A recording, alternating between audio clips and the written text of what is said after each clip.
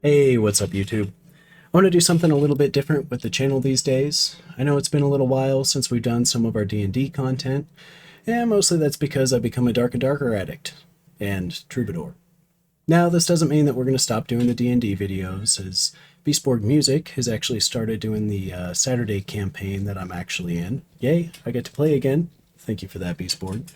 So he's actually doing a Bleach campaign, and I haven't seen the anime. Well, I've seen 2 episodes, but I'm learning, and we're having a good time, and I get to play, so really appreciate you, man.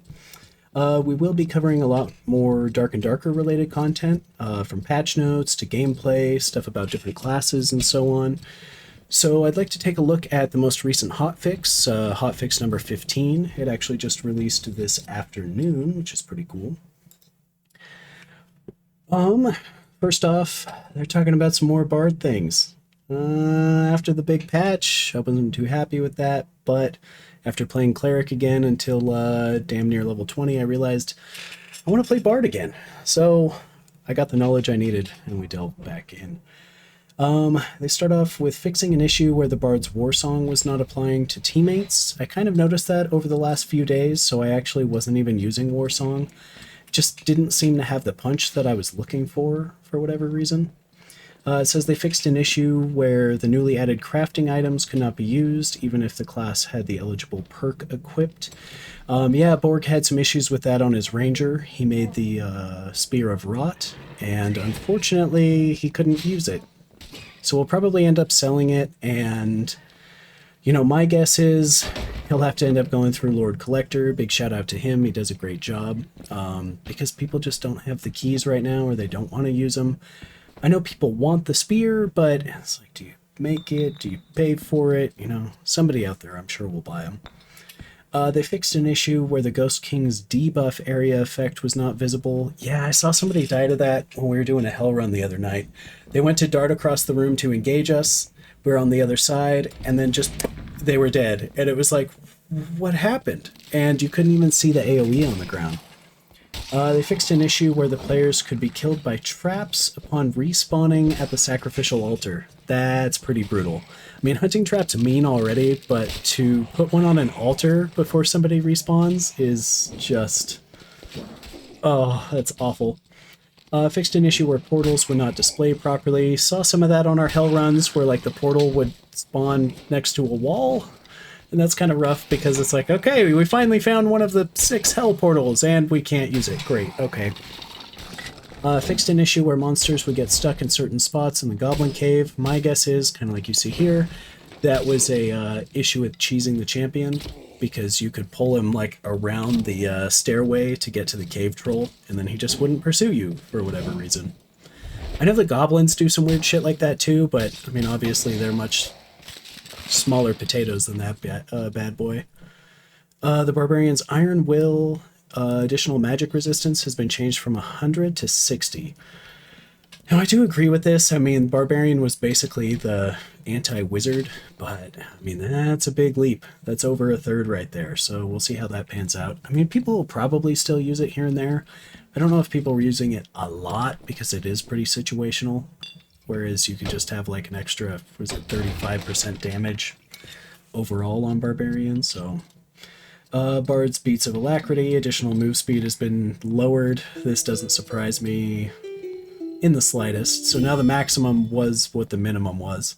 It's not like you ever really get the minimum, because everybody, takes the one that makes it so your songs are always perfect, which, no-brainer, but okay, that way you can skip a note or two. Harmonic Shield armor rating and magic resistance has been changed from 40 to 15. Again, that's pretty big. That's over half. So we'll see how that pans out. Harmonic Shield was already difficult to use just because of the knowledge cap for running all of the songs that I typically do. We'll do another video where we talk about Bard and the gameplay overall and, the perks and the songs that I like to run with it. Warlock's Treasure Mastery's healing attribute ratio bonus has been changed from 50 to 25%. That's a big change. That's half on the dot right there. A lot of people would probably agree with that. I mean, everybody feels like Warlock is broken, not necessarily balanced right now. It's like, yeah, okay, sure. I mean, the game's in early access. Go play Warlock. Test it out. See what you think. Eldritch Shield magic damage absorption changed from 40 to 25, and the magic damage bonus changed from 40 to 20. Cost changed from 5 to 10. Seems like Warlock's getting a lot of cost increases. I mean, it should be more detrimental to use some of the spells, I agree, but it's going to be pretty tough. Especially if they nerf magic healing, like I think One Peg was talking about. We've kind of heard a lot of this through the grapevine, that magic healing might be getting a nerf. That might be part of what we're seeing with today's patch. It's kind of a wait and see on that one. Again, Hydra cost changed from 15 to 20, so they're bumping that up 5 as well. Ray of Darkness's dark magic damage changed from 3 to 7.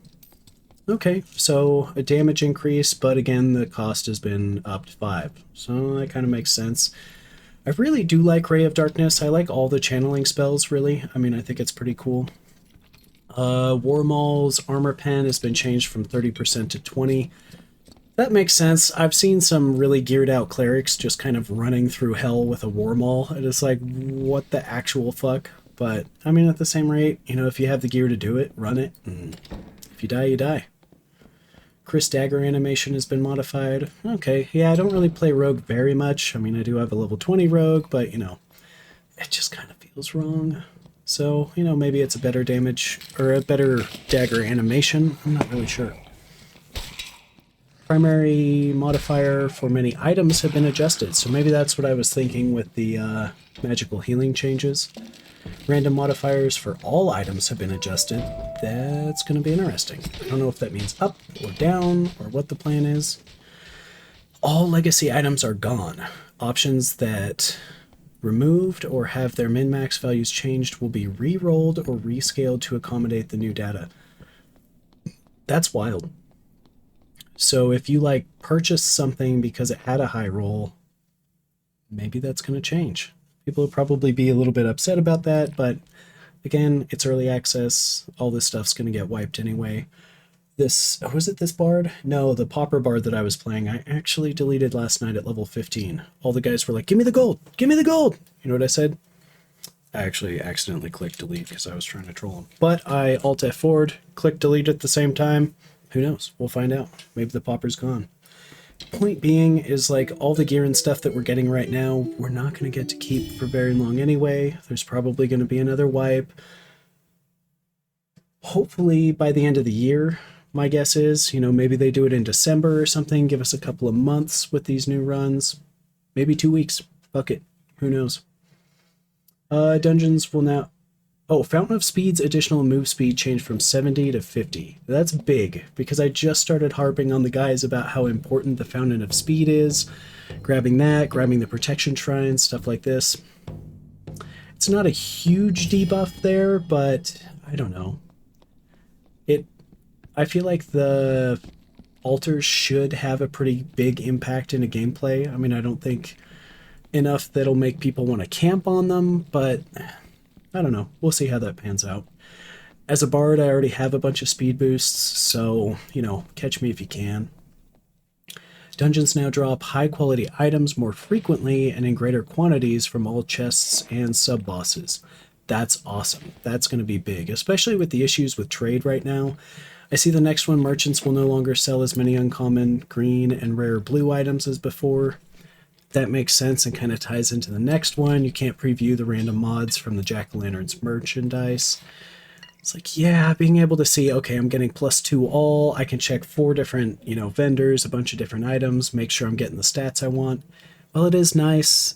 You know, they really have to push it so that you have to go into the dungeon to get these things. It's more necessary to, you know, go in, play the game, get the loot, get out, sell it to people on the trading post. Right now, what you can do, well, previous to this hotfix, you just go to the merchant, wait until you see a +2 item with some other decent rolls, and then you flip it for at least double, if not more. I mean, I saw some of these +2, like +2 heavy pants going for almost a key on the trading post. So, you know, but some of those items might have just been re-rolled. So we'll find out tonight. Matchmaking below level 14 has now been removed. Okay, so no more pauper games. Everybody's back together.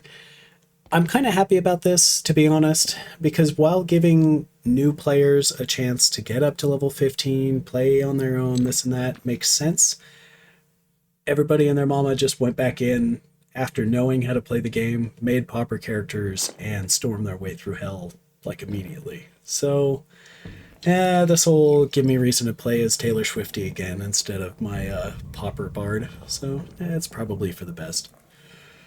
But it looks like that's about it. They've got some comments about how they were kind of hasty with the last hotfix and everything. Again, I mean, the game's an early release. These developers are doing an amazing job. I mean, they are spot on with their changes, their community outreach. They're doing some cool events and tournaments and so on. I mean, they've really given us a game that just outshines the competition, you know, if we're being honest. It's new. It's got that old school, gritty, almost like Diablo 2 feel that I just love, and the community's just been great. I met a lot of cool people. You know, you can always even meet people like in the lobbies who are kind of cool, some of them a little strange, but you know, it is what it is. I think that's about it for now. Thank you guys. We're going to be doing some more Dark and Darker content on the YouTube channel. Don't forget to check us out on social medias, TikTok, X, Instagram, though mostly my wife's posting there for me. Thank you to Skits. And obviously Twitch. We're live, well, Tuesday, Wednesday, Friday, and Saturday now. Kind of changing up the schedule. We keep it posted in the Discord. Probably got to update it on Twitch. But cheers, guys. Catch you later.